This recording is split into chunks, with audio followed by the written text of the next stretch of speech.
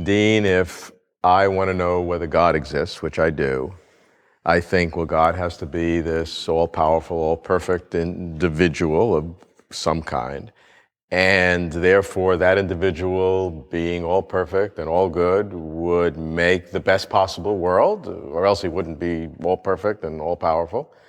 But if this is the best of all possible worlds, I got more problems with all the evil in the world. I mean, I just tossed the whole logic and way of thinking away.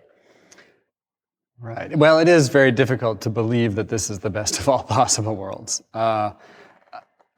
But I also don't think we should expect God to make the best of all possible worlds if there is no best possible world.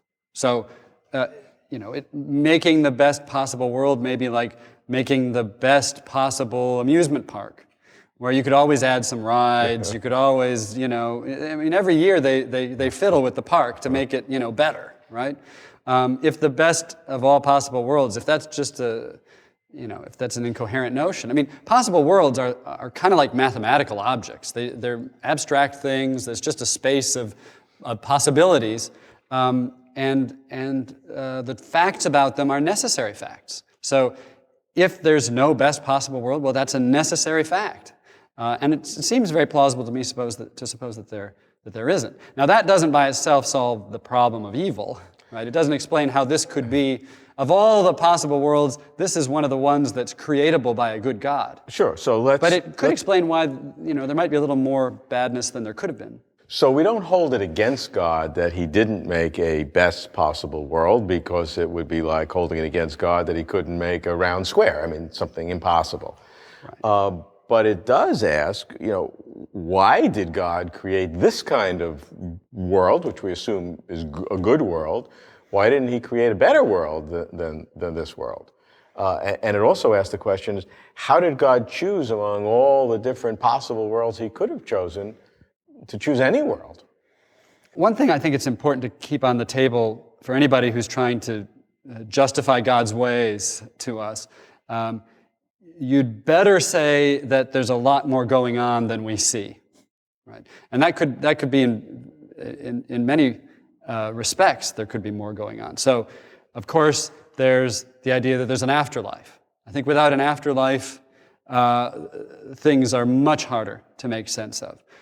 In terms of the evil in the world. In terms of the evil in the world. If you want to believe in God. Right. To the question, well, why not a slightly better world than this then? I mean, suppose we had to be able to choose between good and evil in order for there to be morally significant stuff going on at all.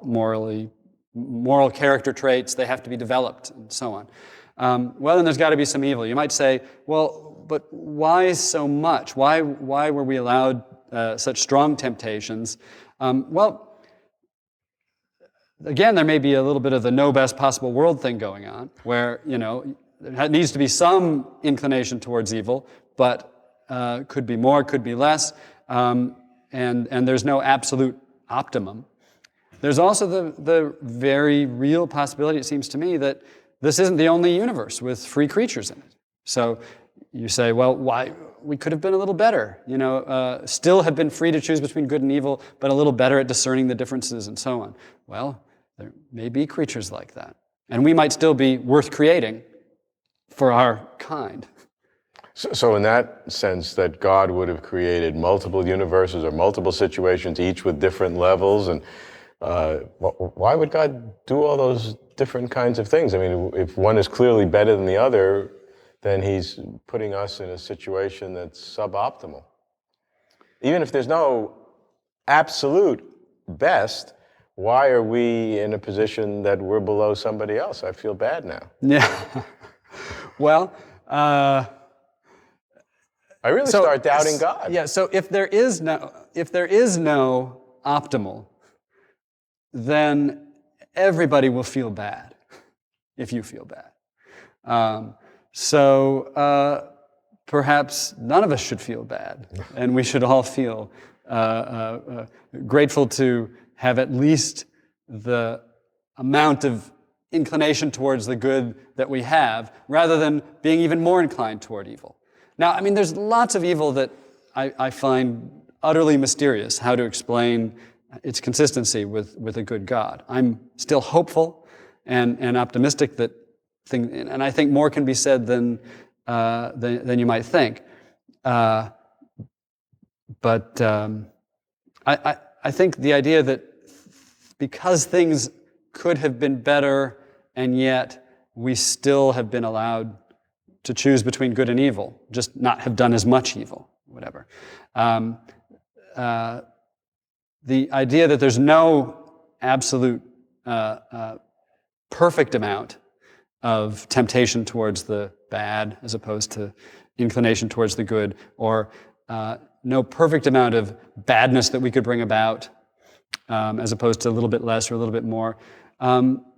If that's right, then we shouldn't complain that there's a kind of gratuitous little bit, because there will always be some that you could sort of wish away and not eliminate freedom to do good and evil. If there are this diversity of different possible worlds that God could have created, and we know He didn't create the best, how then, prior to creation, since you believe in God, did God decide which of these infinite possible worlds to actualize? Well, I guess He liked some of them. So if we think there are many universes, I don't know if there are, of course, I have no idea whether that's a plausible thing to suppose. I do think within the kind of Western theistic tradition, it is generally thought that there are whole realms of beings that we don't know anything about. So we shouldn't think that we're the center of everything, right? That there aren't any other free creatures that God cares about. So I do think it's quite consistent to suppose, and really sort of plausible for believers in God to think that there is a lot more than just what's going on this planet. But why would He choose some and not others? Well, I guess He liked some. And it's a matter of, I mean, from our point of view, it's a matter of His deigning to create creatures like us. It's a matter of grace.